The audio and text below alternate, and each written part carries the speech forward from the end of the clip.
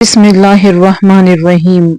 آپ نے رسول اللہ صلی اللہ علیہ وسلم کو یہ کہتے ہوئے سنا کہ جب نماز کے لیے تکبیر کہی جائے تو دوڑتے ہوئے مت آؤ بلکہ اپنی معمولی رفتار سے آؤ، پورے اطمینان کے ساتھ۔ پھر نماز کا جو حصہ امام کے ساتھ پا لو اسے پڑھ لو اور جو رہ جائے تو اسے بعد میں پورا کرو۔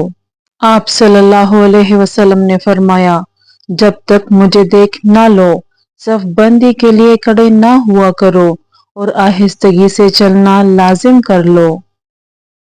رسول اللہ صلی اللہ علیہ وسلم نے فرمایا، جس نے جمعے کے دن غسل کیا اور خوب پاکی حاصل کی اور تیل یا خوشبو استعمال کی، پھر جمعے کے لیے چلا اور دو آدمیوں کے بیچ میں نہ گھسا اور جتنی اس کی قسمت میں تھی نماز پڑھی، پھر جب امام باہر آیا اور خطبہ شروع کیا تو خاموش ہو گیا، اس کے اس جمعے سے دوسرے جمعے تک کے تمام گناہ بخش دیے جائیں گے۔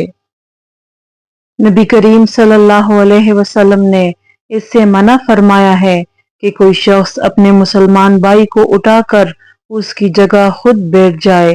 میں نے نافع سے پوچھا کہ کیا یہ جمعے کے لیے ہے؟ تو انہوں نے جواب دیا کہ جمعہ اور غیر جمعہ سب کے لیے یہی حکم ہے۔